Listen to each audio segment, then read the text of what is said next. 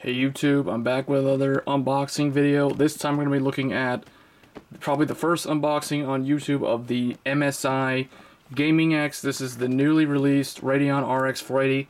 So it's been taking a while for some reason to get these cards into the West, over from Asia. I guess I don't know if it's like shipping delay problems or if the demand for the card, for the Radeon Polaris cards, is like way too hyped up or something. But anyway, I finally chose to get a custom cooled variant of the RX 480.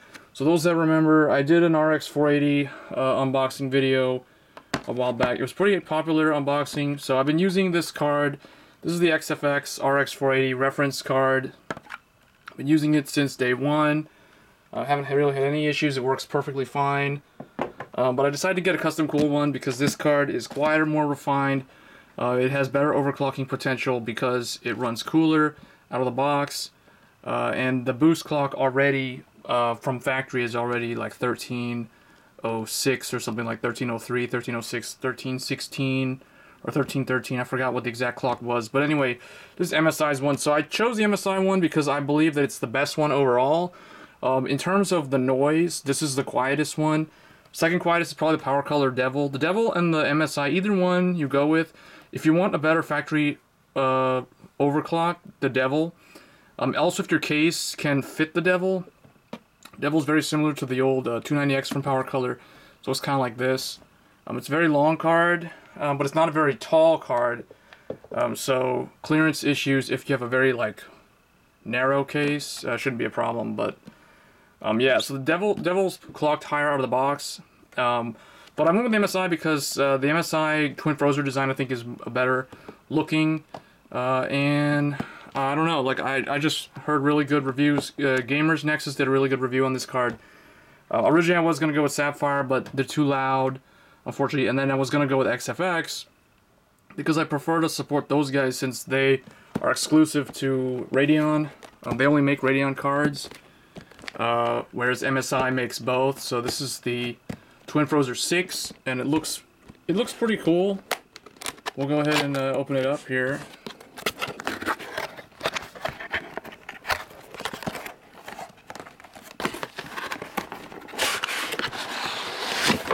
But MSI is actually quite reliable in terms of the brand. Also, I prefer them over Asus for graphics cards because I've never really had a lot of luck with Asus graphics cards.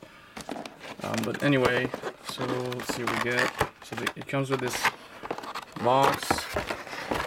So you get the driver CD and the looks like an quick installation guide probably. I think that's it. Yeah, so you don't get any like Molex to 8-pin or whatever, or 6-pin to 8-pin adapter. But it's probably not that big of a deal.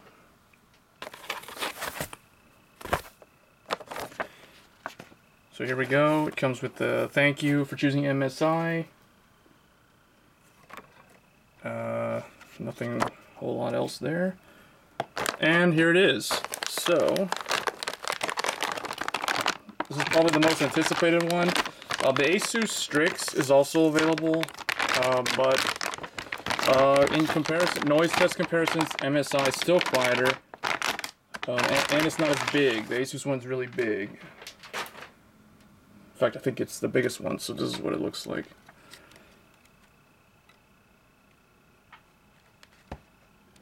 So it looks pretty good, actually.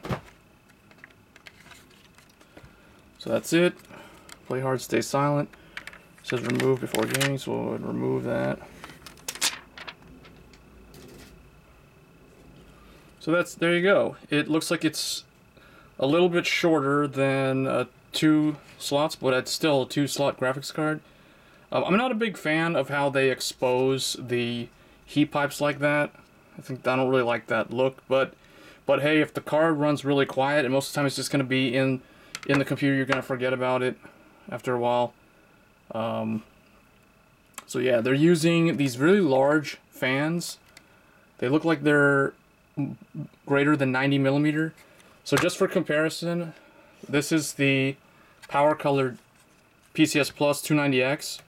So this one has 80 millimeter fans. There's 3 of them, but this is the noise profile from smaller fans is not as nice as the noise profile from larger fans.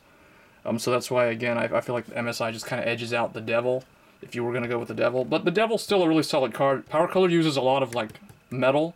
This is like full metal shroud, and the Devil is the same as this.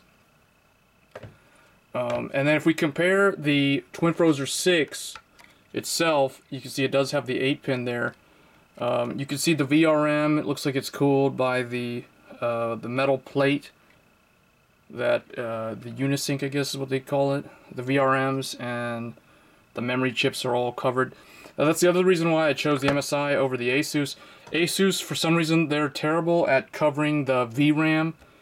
The RAM chips on the Asus are only partially covered, so if you're going to go for high memory overclock, Asus is typically not that reliable with their stock cooler, whereas MSI, XFX, they wouldn't have any of those problems. Power Color, they all are just perfectly fine.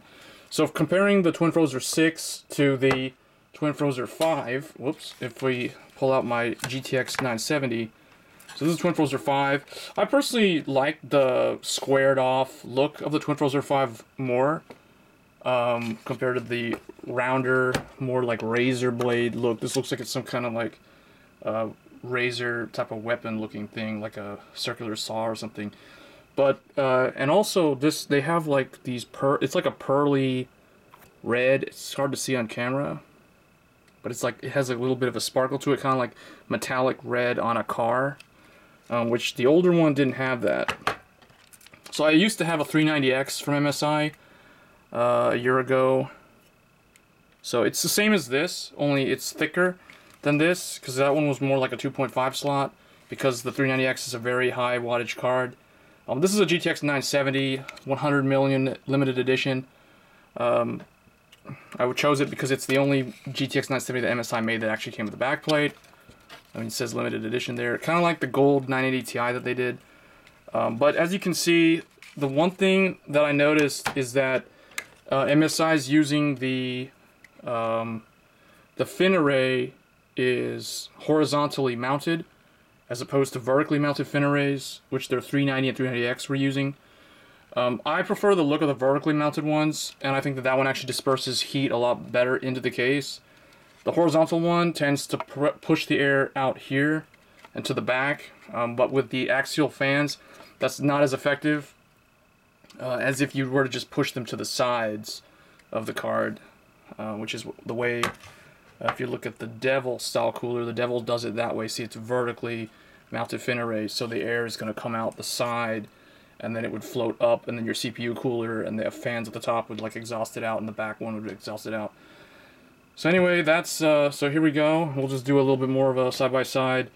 It looks like the new one is a tiny bit shorter than the old one, the Twin Frozr V versus Twin Frozr VI. And then if we compare the Twin Frozr VI with the reference card, it looks kind of like that. You can see that it is significantly larger than it by, it looks like about an inch, maybe a little bit more at the tallest point here. So overall, I think this is probably the most solid choice. I think MSI will sell a ton of these over the course of the lifespan of this card. I definitely recommend it. If you're somebody who out of the box, you don't care about tweaking settings, and you don't have a case that may necessarily be able to fit the Devil, then I would recommend the MSI over the other brands. It's superior to the Asus one. It has the lights that light up just like the Asus one, and it's quieter than the XFX, GTR, and the Sapphire. Though it is worth mentioning that those do have a faster out-of-box clock rate, so it's more comparable to like the quiet version of those cards. But from what I heard, you can overclock this card to similar speeds as long as you can hit like 1340 on it. Then I think those cards kind of lose their advantage. And this card at that clock rate, you don't really need to adjust the RPM of the fans that much. So above the auto configuration. So I think this card is still overall pretty most solid one to go with. So anyway, guys, that was my unboxing. Last thing, we'll look at the. Looks like you get two HDMI, like the Nitro card. So you get two. So they did change that. That's custom. And they added the DVI. So you get your two display ports, which are like 1.4 capable. And then you've got your HDMI 2.0B. And then you have your DVI. So everything's digital on this card. I'm looking forward to setting it up. I can actually run Crossfire now because I have two of these. So I'll probably run this as the primary card and this is the secondary. So if I need the extra horsepower, this card can actually do something. Otherwise, it'll just kind of sit there and do nothing. But anyway, guys, I'm going to go ahead and get out of here. Let me know what you guys think of the new MSI Gaming X. I think this card is an excellent choice. So if you have the money, I definitely encourage you to pick it up. This is an excellent graphics card for the new Deus Ex Mankind Divided, which just recently came out. So as always, guys, I'll see you in the next one. Take care.